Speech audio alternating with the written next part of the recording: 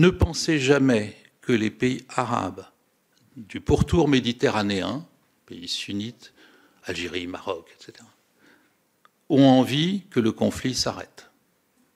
Non. C'est exactement le contraire. D'ailleurs, ils n'ont jamais rien fait pour les Palestiniens eux-mêmes, mais ils se sont beaucoup intéressés au conflit israélo-palestinien. Mais contrairement à ce qu'on pense, pas pour qu'il s'arrête, mais pour qu'il continue, à bas bruit. Pourquoi? Ça demande quand même un peu d'explication.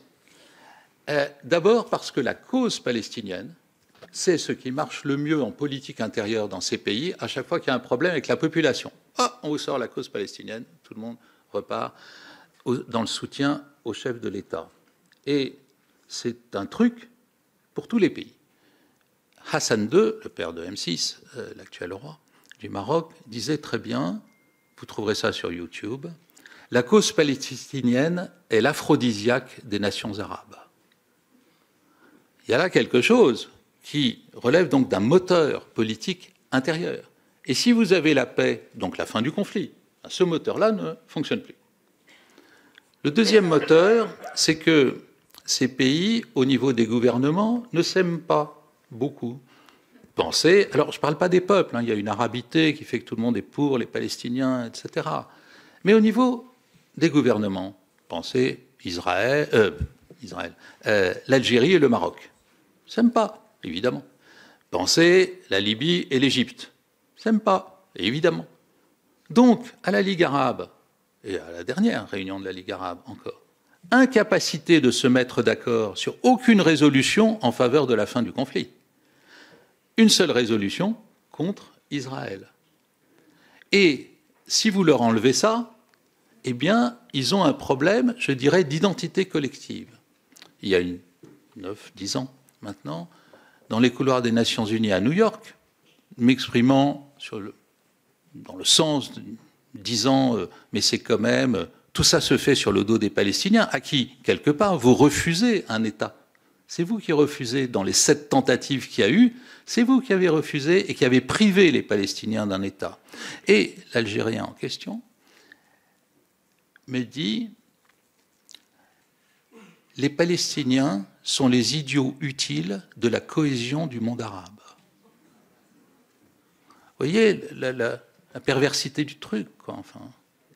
Mais ça se comprend très bien. Donc là encore, enlever le conflit, ils n'ont plus rien à se dire entre eux.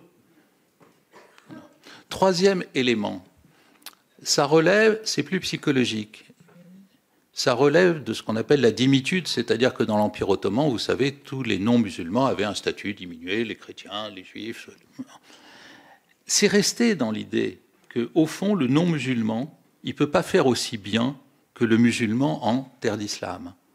Dans le Dar al-Islam, l'idée même que les Israéliens fassent mieux que les pays arabes, parce qu'ils sont mieux pour l'économie, pour la défense, pour la gouvernance, pour tout ce que vous voulez. C'est très compliqué dans les pays arabes à admettre.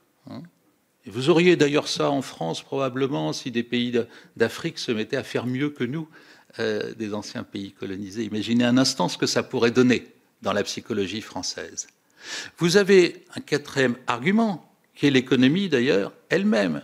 Qu'est-ce qui bloque aujourd'hui Israël de devenir une superpuissance régionale? Toutes les pressions, le BDS, la guerre. C'est-à-dire que le conflit israélo-palestinien empêche Israël d'être beaucoup plus fort qu'il ne l'est aujourd'hui. Mais là aussi, mon homologue égyptien me disait à Tel Aviv, mais on n'a aucun intérêt à ce que le conflit s'arrête. Israël va devenir une vraie superpuissance. Il aura un boulevard pour aller avec l'Europe, les États-Unis, la Chine, où il veut. Et nous, on va rester comme deux ronds de flanc. Après, il y a un autre argument, mais celui-là, je ne l'ai pas documenté parce qu'il est très compliqué. Je pense que dans une espèce d'inconscient collectif, beaucoup de pays arabes n'ont pas envie que les Palestiniens aient Jérusalem-Est, donc la mosquée, Al-Aqsa. Pourquoi est-ce que ces gens qui n'ont jamais rien fait pour rien et qui sont, à chaque fois où ils passent quelque part, ils fichent une pagaille monumentale qui fait qu'ils sont obligés d'être rechassés après, pourquoi est-ce qu'ils auraient la mosquée Al-Aqsa? Alors, ce serait long, je n'ai pas documenté complètement ça, mais ça a à voir avec le rôle qu'aura l'Arabie saoudite après la guerre dans la reconstruction. C'est un autre sujet. Tout ça pour dire que aujourd'hui, si vous voulez travailler sur la paix entre Israël et les Palestiniens, vous êtes obligé de passer par des stratégies indirectes pour aller parler, en fait, aux pays arabes. Car ce sont eux, fondamentalement, qui ont empêché, par exemple, Arafat en 2000 d'accepter le plan Barak, alors qu'il récupérait 97% du territoire. Oui, mais il fallait à ce moment-là admettre l'existence d'Israël. Et ça, pour eux, c'est pas possible. Donc, qu'est-ce qu'on peut faire? Le président m'avait demandé qu'est-ce que vous mettez en face de la reconnaissance par la France de l'État de Palestine. Au début, par un biais personnel, j'avais dit la reconnaissance de Jérusalem comme capitale d'Israël. Mais en fait, ce n'est pas de même nature.